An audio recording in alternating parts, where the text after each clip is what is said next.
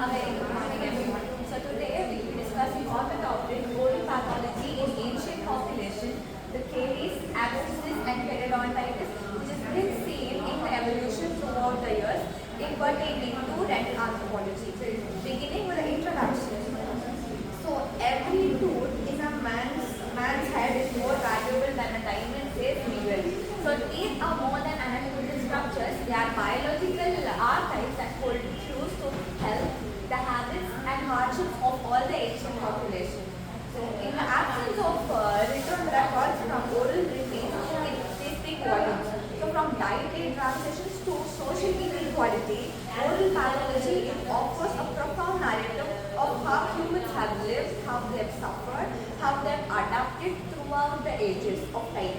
So this seminar will journey into the roots quite literally on the ancient human experience through the lens of caries, abscesses, periodontitis and other lesions. So moving on to the dental caries in antiquity, we have certain etiological factors which is in the ancient times that too pertaining to dental caries. So dental caries in ancient population, they were primarily drive because of the following factors. So we had four main factors.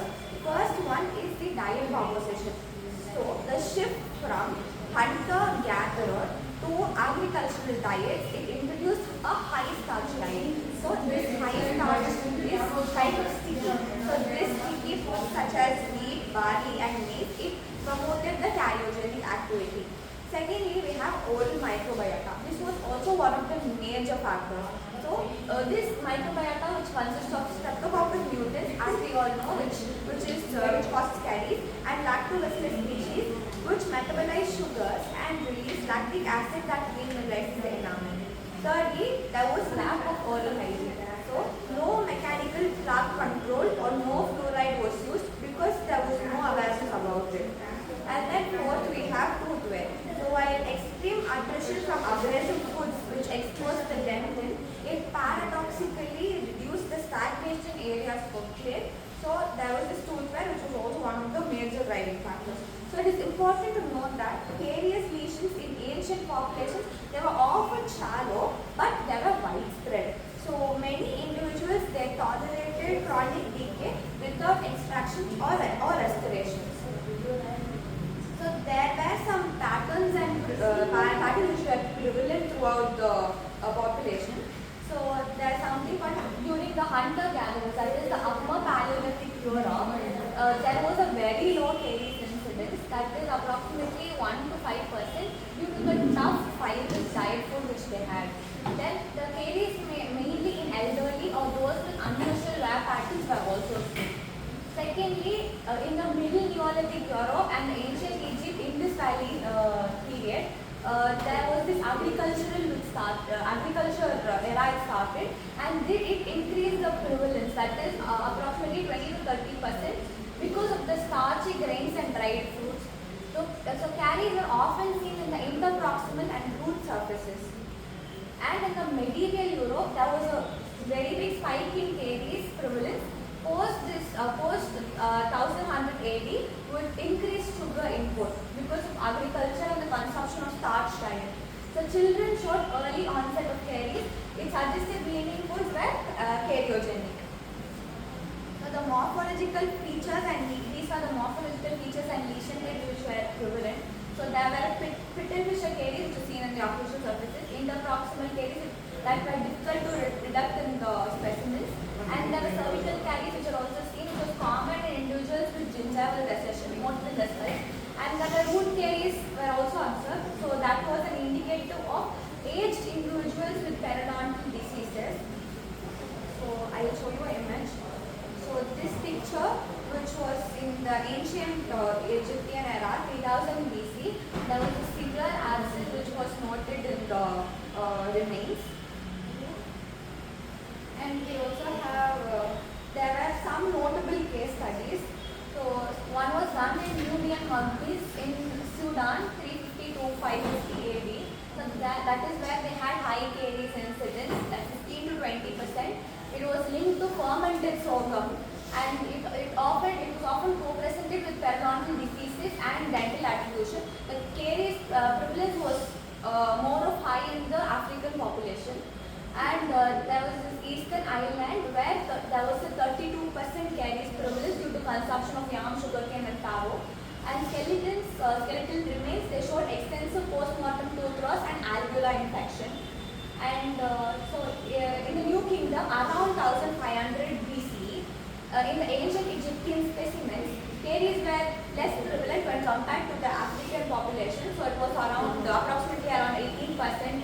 It was seen in 80% of the adults, commonly seen in molars and premolars. So the association was extensive with dental wear and abscesses. And in the Mesoamerican population, due to the maize-based diet, they were able to see rampant caries. And the ritual tooth modifications, they didn't protect them against caries. There was teeth jewelry which was also prevalent among such population. This is related to dental caries. Moving on to dental abscesses and periapical lesions. So dental abscess, it arises when there is pulp necrosis, usually from caries or trauma. It leads to periapical inflammation. So bacteria, it invests the root. We all know that it invests the root canals to reach the alveolar bone. It forms a localized pus-filled lesion. And so in case if there is chronic infection, it may produce a sinus tract, while acute abscesses can cause cellulitis or sepsis, which may be even fatal. So they were treated without antibiotics. And there were some skeletal manifestations which were also noted. There were periapical voids. So they were seen as rounded lesions in the alveolar bone at both root tips. So osteoclerosis or bone thickening was also noted. So it indicated chronic inflammation on healing attempts. So draining sinuses was also seen in the ancient population. So it was rarely fossilized, but occasionally it was visible on perforations in the mandible. So like this, it was seen as a perforation in mandible. So there is another picture in the medieval England period which also showed the same. So it signified that the lesions were chronic and they were untreated. So it also suggested that there is poor nutrition and immune suppression which was prevalent, and it can also reflect to oral systemic links like spread of disinfection to the cranial sinus and thoracic cavity, like Limit syndrome in very extreme cases. So there are some notable pathological case reports. Some of them are, one of them are done in late Roman Britain period, which is the 3rd or 4th century CE. So there was this one individual who showed 5 separate dental abscesses with sclerotic margins. It suggested, which suggested survival over a long period with a very significant infection. And there was another study which was done in the Middle Kingdom of Europe in the tomb of Dejeuner. So there was this skull which exhibited a periapical cyst on multiple teeth associated with alveolar resorption also. And another study done in France during the Iron Age call.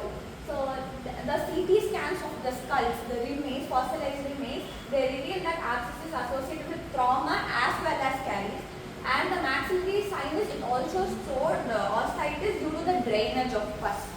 So these are some of the notable studies which were done related to dental abscesses in ancient population. So there were other periapical lesions which are noted in the fossilized remains like granulomas, cysts and condensing osteitis. So they were also evident, and they did this proteomic studies and bioinformatics. They used all the tools to study the fossilized remains. Moving on to periodontitis and other oral pathologies. So periodontitis, as you all know, it includes gingivitis and periodontitis. So, but in dental remains, only the bone loss is visible. Since there is no soft tissue, the only bone loss is visible. The features which can be seen in the fossilized remains are alveolar bone recession, vertical defects in jaw bone, and tooth loss with remodeled sockets.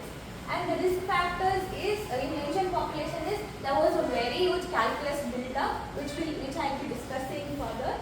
So, which is a marker of hygiene, and poor nutrition, which can be an indicator of vitamin C deficiency, and tooth crowding or malocclusion can also be studied in such remains. So this tooth crowding or can cause an increased risk of all gingival diseases, which can thereby lead to periodontitis.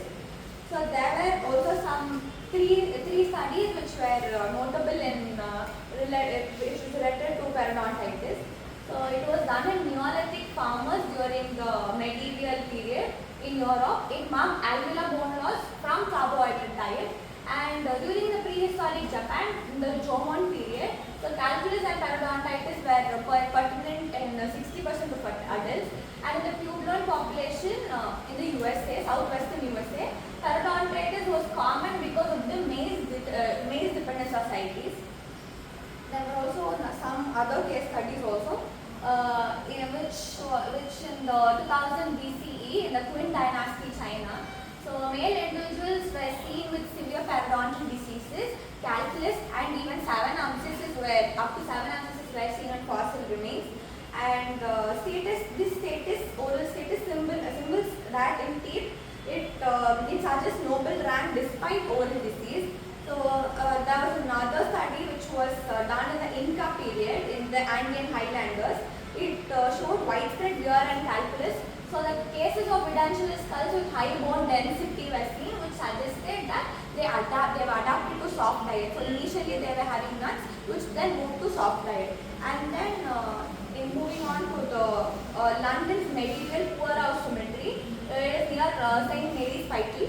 So there was this high incidence of periodontal lesions, enamel hypoplasia and abscesses, which was an indicator of systemic stress and poor living condition.